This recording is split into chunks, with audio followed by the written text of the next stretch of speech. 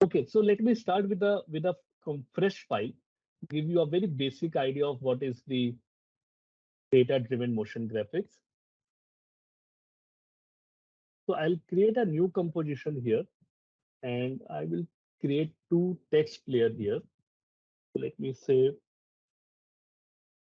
New Delhi. This is one layer,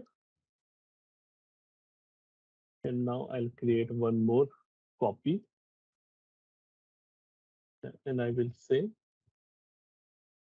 let's say 1989, something like this. Okay, so I just mentioned some number. Now what I will do, I will just make one more copy of this text. I'll put it below, and I'll create one more copy of my number.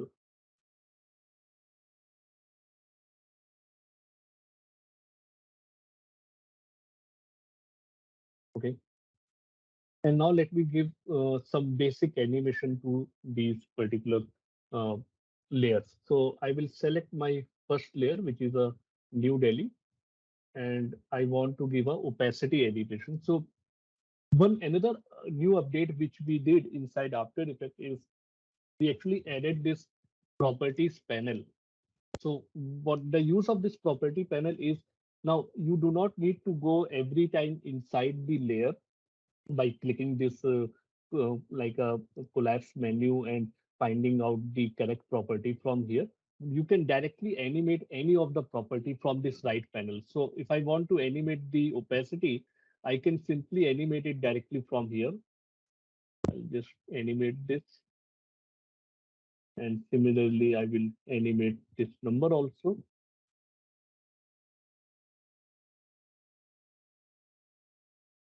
Yeah, that's also fine. If you are you if you know the password, if you that's also you can do that.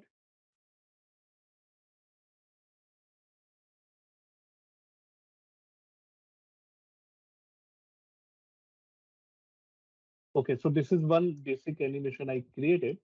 Now the same thing, I'll just copy this and apply to this one.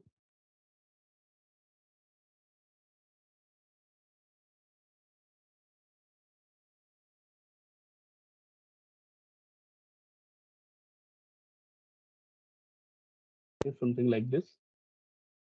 So let's say something like this I have created where I have some text and some numbers written in my project, and there is also very basic animation. So the idea here is not to show you my skill of how I'm doing these animation, but to show you how you can use the data-driven motion graphics. So once I have all this data here, now I will going to open an Excel file. So for the purpose of this demo, I'm going to create a Excel file, a fresh Excel file in front of you so that you get the idea how it will work. So here you can see we have a name and we have a numbers, right? So let's say I'll just zoom in this part and I will write a name, let's say India, and I will say 2000. And just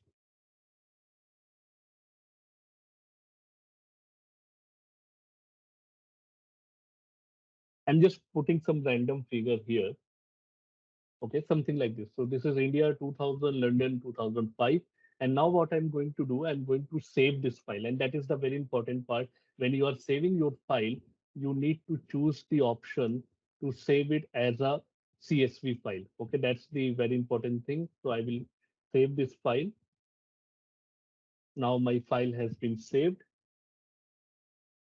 I will come back into After Effects. I'm going to import that CSV file. You can simply drag and drop your file and the file will come directly inside the project panel. Okay. If it is not CSV, it will not come. I told you earlier also that the file need to be in a CSV format. And now what I'm going to do, I'm going to drag the CSV file in my timeline. Okay. there are many ways of connecting the CSV file with with these layers, the text layer. Okay, I'm showing you the simplest way where you do not have to write any script. There are also ways where I will not require to bring this CSV file in the timeline, but in that case I need to write one extra line of code. Okay, but the idea here is to show you how we can do this with the no code or less code. Okay, so now I import my CSV file in the timeline, and here you can see we have two sets of data. One is India and the second is 2000. And one of the challenge here, you can see that only India and this one is written. The London is not showing. Okay, so what you need to do, and these are the things which I want to highlight it particularly, to add, to bring all the text properly, okay, or all the information properly, is whenever you are creating any Excel file, you should have a header. Okay, if there is no header, then the first column or the first row will behave like a header. So India and 2000 is actually become like a header here. You can see the After Effect will think, okay, this is a header and this is also a header. Okay, so I will create a header here. I will say country and I will say year. And now maybe if you want to do some formatting, you can do that like this. So it is super important that you should have a header now. Okay. I will come back here. I will import the file again, this one. I'll bring it in my timeline. And now you see there are total rows. There are total two rows. That's correct. We have total two rows, India and London. Only two entries are there. So that is correct. We have two columns, that is country and year. Okay, that is also correct. We have two column, country and year. So far so good. Everything looks fine. Now what you need to do, I will open country, and there are, you can see it says country 0 and country 1. Okay, now it will not show you the actual entry here. If I go here, you will not be able to see the actual entry. Now what is country 0? Country 0 is actually your this first entry. Okay, your first entry will be considered as entry 0 inside the After Effect, and your second entry will be considered as entry 1 inside the After Effect. So that is a small thing which you need to remember, that in After Effect the number will start from 0. So here, if I have total 5 entry, okay, in After Effect it will show 4 because it will start from 0. So now I will change my New Delhi to, now how I will change that, how I will connect my country name. These are the two country name, new like city name, New Delhi and Mumbai, and I want to connect them with country 0 and country 1. Okay, so for that, what you need to do, you need to find out the property by which this text can be edited. Okay, find out that particular property by which you can change this particular text, and that property is, in this particular layer, is the source text. Okay, if you edit the source text, this text will get edited, right? Not with any other. So in any data which you want to connect with a CSV file, you need to find out the correct property which will get connected. Okay, so in this case, source text will going to connect. So you can see this pick with tool, and that is why I said that you require a basic idea of the child parent linking. So I will select this and I will connect with country 0. You can see simply by dragging it, I will select country 0. And immediately you can see on the composition panel, in the composition area, the data got changed to India. Earlier it was New Delhi, but now it got changed to India because in CSV it was India. Okay. And similarly, if I go into the numbers, again I will select the source text and I will connect with the, let me just select the source text with year 0. And now you can see the 2000 is mentioned there. And now let me just go to in Mumbai. I will select the source text again, pick whip tool, country one. It will change to London. And then again, I will go to text, source text, and I will connect with year one. So this might be look like a time consuming thing, but this is the only thing which you have to do one time activity to connect all the layer with the relevant raw data in the CSV file. Okay, and now we haven't touched the animation, so our animation is as it is. It looks perfect. Now, if I update my file, let's go to our CSV file, and again I will say, let's say something like Nagpur or Kolkata, and then number will be, let's say, 10 and 25. Okay, or maybe let me just like write a year only.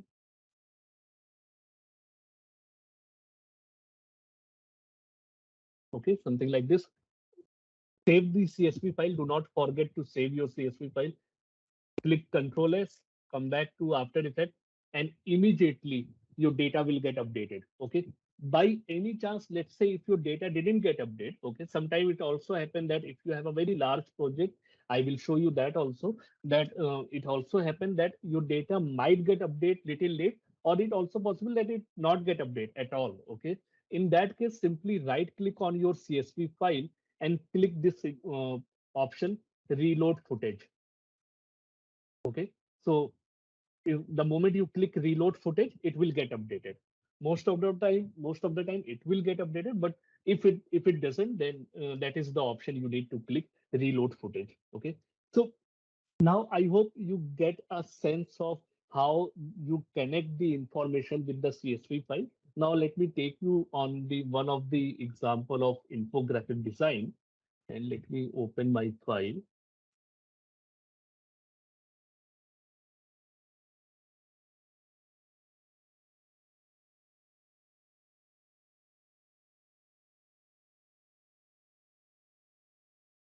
All right, so here you can see I actually have this bar graph. Okay, and this bar graph is actually uh, coming up like animating on basis upon some kind of a data. Okay, so let me show you how actually I created this. So I'll create a new composition here, and I will take a fill color,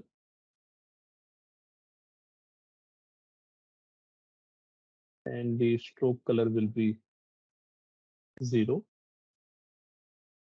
and I'll create like a bar here. I'll create only one to give you an idea how you can do this. Now, if you come into the rectangle and come inside the, let me just show you this option scale. Okay, there are two options. One is this, there are two values. One is this one for the width, and second one is for the height. Okay, if I uncheck this and if I move the height value, it is moving like this. And if I move the width value, it is moving like this.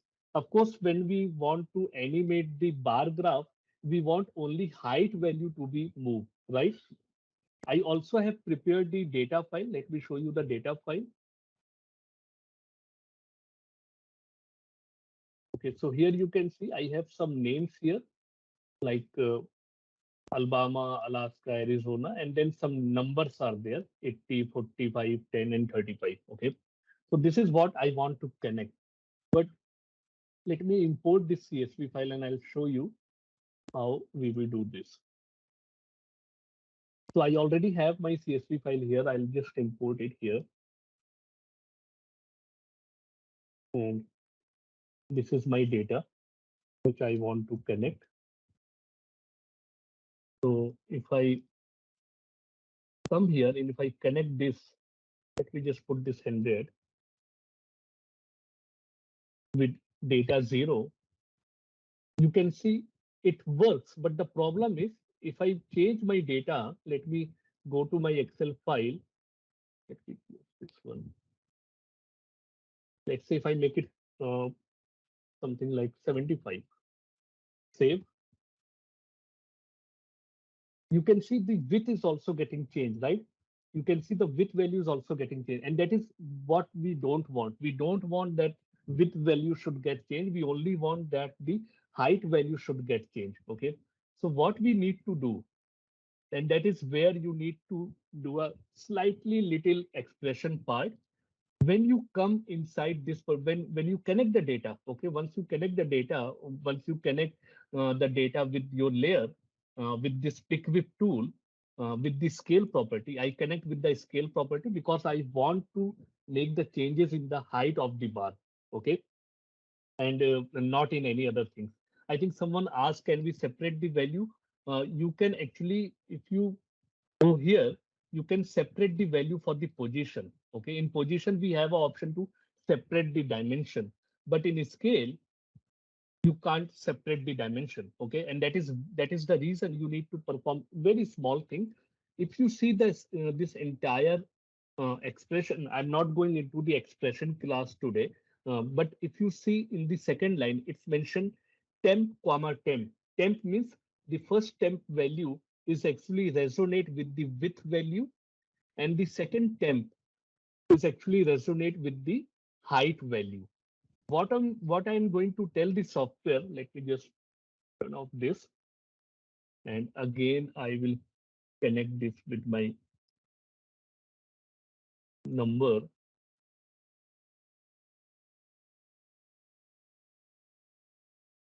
like this.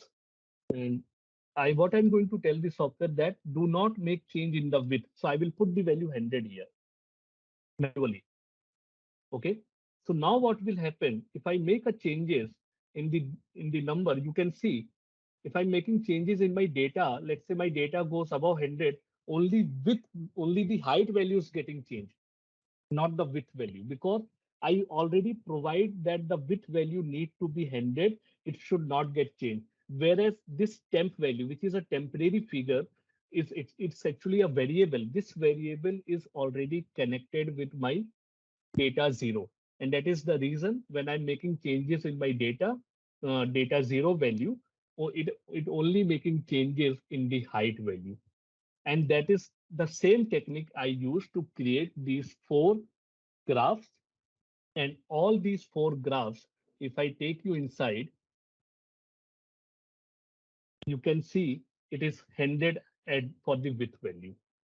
Also, to make the things tidy, because I do not want to mess up directly my original layer, I also created a null object. Okay, and in the null object I actually created a slider. So the idea here is what I have did in this example, I connect my layer directly with the data. Okay, many now you can do that, there is no problem in that, but as a best practice, if you see other motion graphics designer who use data driven motion graphics, they always create a controller. Okay, so I am also going to show you how to create a controller. First of all, create a null layer, null object. Okay, you can give any name, I will give slider, and inside this null object I'm going to add one expression controller which is called slider control. I want whenever I make changes in my slider value, the height of the bar graph should get changed. So I will add slider control here, and you can see my slider control is here. And now I will connect my scale property with this slider. Okay, I will simply go inside this. I will make it 100 so that there should not be any changes in the width. And now if I make changes in my slider value, you can see my height is getting changed. Now I will connect my data with this slider. That's the only thing. So instead of connecting directly with your layer, you can create a controller and you can connect the information with that controller. So I will connect this 62 with data 0, and that's how you can see my slider is connected with that, and the slider is also connected with my original layer. If I make changes in the data again, let's say 25, Control S. If I come back, you can see immediately my information got changed. Okay. So this in with the same technique, I actually create this example also. Here I actually have 4 bars. So I created 4 null object, basically 4 controllers. These 4 controllers are connected with the 4 graphs or 4 bar graphs, or you can say with the rectangle shape. And these 4 null objects are also connected with the data. Okay. Now I have another file, a completed file. I'll quickly show you that also.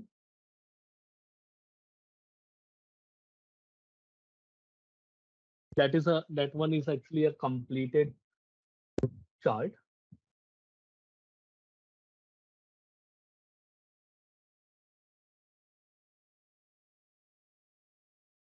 So here you go. So here, this is actually a bit heavy file because lot of so here everything gets changed in this particular file. So the first, second, third, fourth, fifth, all this name will also get changed, and this percentage number which is written here, that will also get changed. And this is the data file. Let it get open. Let me open again. Yeah. So let me zoom in. So first, second, third, fourth. This is the header. As I said, always create a header. So day and amount. So first, second, third, and this is the amount, and this is the animation. So if I play this, let me just reduce the resolution.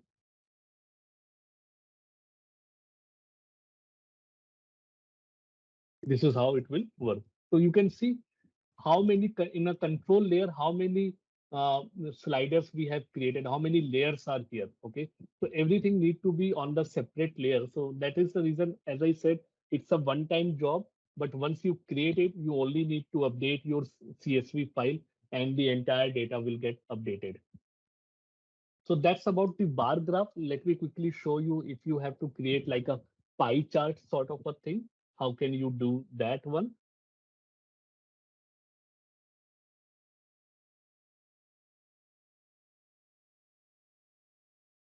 So the whole concept is connecting the correct property with the correct layer property with the CSV file. Okay. I'm just opening my file.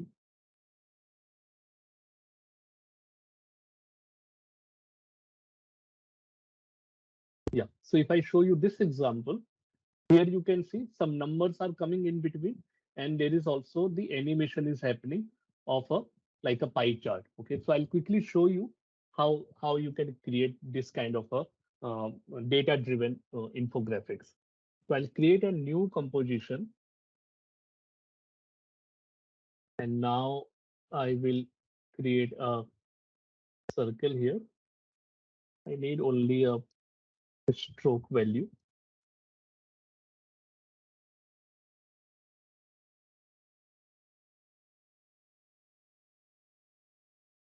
Okay, something like this. So once I have this, what I will do, I need to add a option which is called trim path. So I will add a trim path here. You all know that with the help of trim path, you can trim the path of the stroke. Okay. Now this is something which I want to control with the data, right? So I will just quickly show you my data.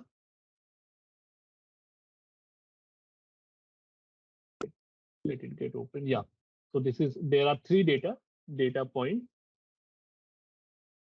50, 65, 85. Okay. So I'll just import this file inside the After Effects. Already imported. Let me bring it here. And there are 3 data points. I will connect this with one of these data points. I will connect the endpoint with my, let's say, data 0.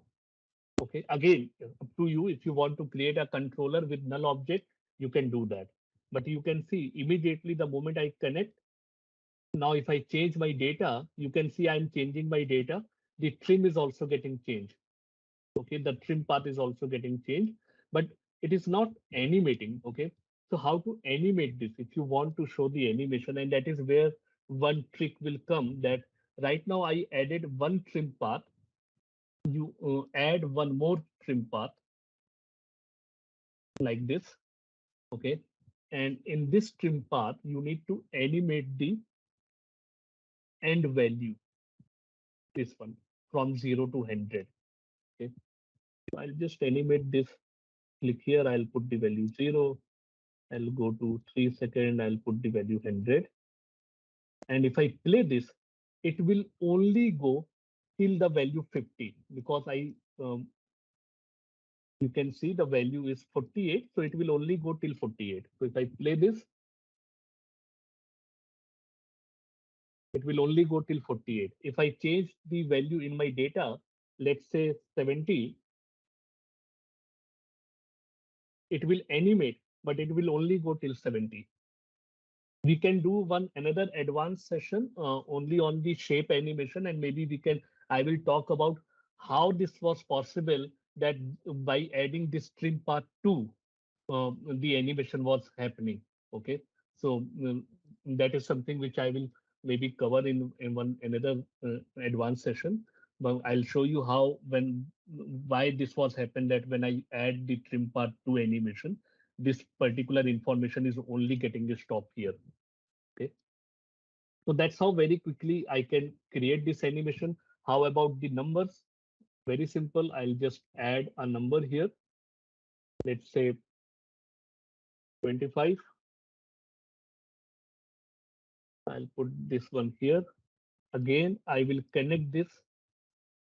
You go into the source text, connect this with the correct data point. Okay, which means when I change the value, you can see my number is also getting changed, and my the animation is also getting changed. And this is the same technique which I used to create this particular animation. So if I go in my Excel file, I'll make changes to 80, 45, 20. Control S. If I come back here, you can see 80, 45, 20. Immediately the information will get updated along with the animation also. Animation is the stroke length that will also get updated. So this was the another example. I know we are time frame will be the same, Pradeep. If I'm right, if I understood right what you are asking, if you are asking the animation, the duration of the animation, that will be the same. Okay, it will not get changed. So let me show you one another example.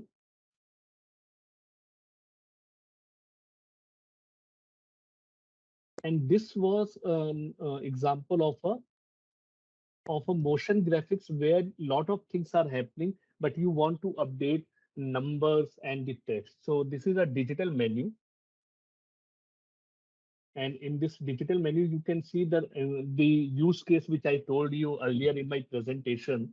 Let's say the name of the dish is coming, and also the price is coming. Let's say the price gets changed, or the name of the dish gets changed, and that you can update it very easily with the help of Excel, because both this parameter, the price and the name, is already connected with the CSV file.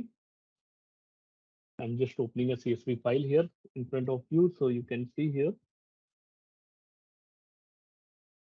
So these are the two headers, and these are the name of the products.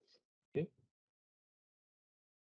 So if I make changes to, let's say, to chicken burger like 1050, this is 1100, and I will control S. If I come back to After Effects,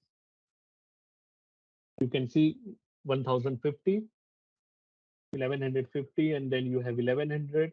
So this is how immediately, if I change the name of the dish, that will also get changed. If you want to change the image, so for the image as of now, if it is a After Effects file, then you need to change the image within After Effects. the way you used to change, okay? Or if you convert this into a motion graphics template, then this is how I created a template menu that just by replacing this image, slide one image, the image will get changed here, okay? Similarly, by changing the slide two image, the slide to image will get changed, okay? And this will come handy when you want to convert your entire project into a template, motion graphics template, which can be used by a Premiere Pro editor inside Premiere Pro. Because in Premiere Pro, many times what happens, they reach out to motion graphics artists for cosmetic changes like name change, color change, image change, okay? So these kind of a control you can give to video editor, and they themselves can change the name, text, and the image by converting your file into a motion graphics template. Uh, so let us know if you want one session on that. We will be happy to do that. So I hope you have get the idea of how this data-driven motion graphics work. I have one more file, just an example of pie chart which I showed you earlier. That's the same file I have with but with more you can say colors and the design and everything. So this is the example. So you see the numbers are coming up here. The also the circle is moving, and you can write your text also if you want. What is this particular data is, you can do that. This is the same technique which I showed you in the previous example of pie chart. All right. Once again, thank you, everyone. Thank you for your time for joining today's session.